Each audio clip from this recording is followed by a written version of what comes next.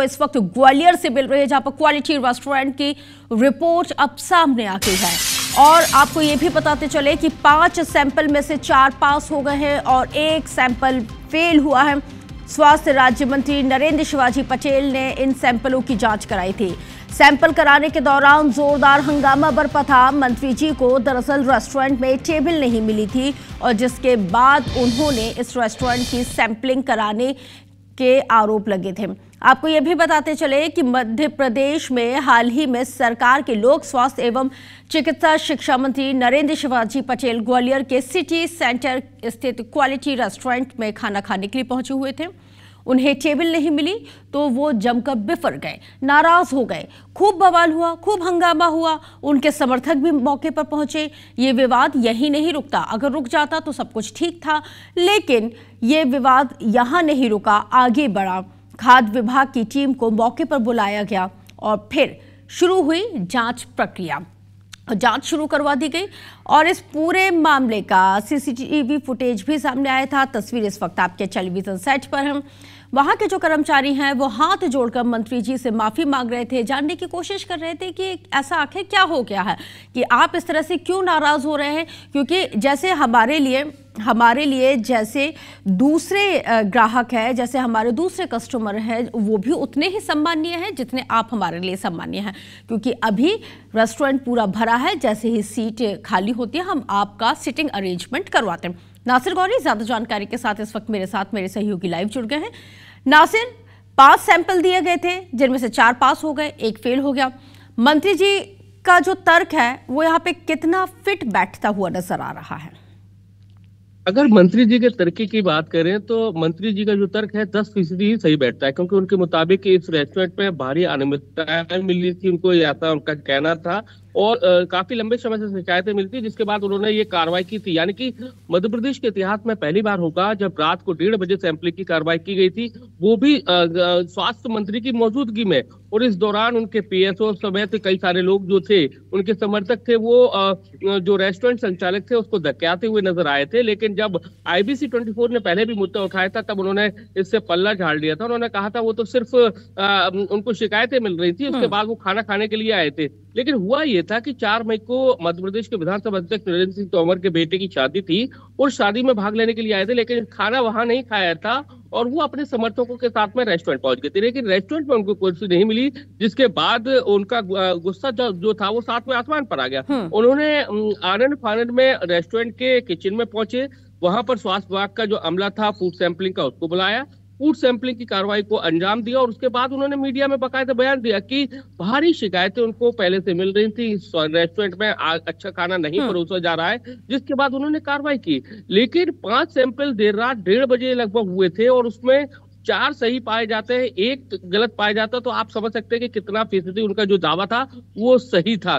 लेकिन हालांकि सवाल तो ये भी अभी भी खड़े हो रहे हैं कि 5 सैंपल में से 1 ही क्यों पास हुआ, तो उसको लेकर हालांकि सवाल हो रहे खड़े। जो एक जो सैंपल फेल हुआ है वो केवल तेल का है, जबकि जो सैंपल लिए गए थे उसमें पनीर के थे, पनीर का सैंपल था और भी कई सारी जो चीजें थी उसका सैंपल थे। लेकिन जिस तरह का जो दावा किया गया था कि भारी अनियमितताएं थी, रेस्टोरेंट में काफी दिक्कतें थी, जिसके बाद उन्होंने छापामार कार्रवाई की थी। लेकिन जिस हिसाब से सैंपलिंग की कार्रवाई की गई और उसके बाद जो रिपोर्ट 50 दिन बाद आती है, यानी कि 4 मई को कार्रवाई हुई, 50 मई को जो रिपोर्ट आती है उसमें पता चलता है कि मंत्री जी का जो दावा था उस समय उसमें कितनी वो पास बिल्कुल। और इसके साथ ही नासिर, सबसे बड़ा सवाल यह है कि मंत्री जी को लोगों के स्वास्थ्य की हम समझते हैं, क्योंकि एक जिम्मेदार पद पर वो बैठे हुए हैं और लोगों की स्वास्थ्य की, उनकी जान की, जिंदगी की फिक्र उनको है, क्योंकि भाई वो प्रदेश के स्वास्थ्य राज्य मंत्री हैं, इसलिए वो अपनी जिम्मेदारी को बखूबी समझते हैं।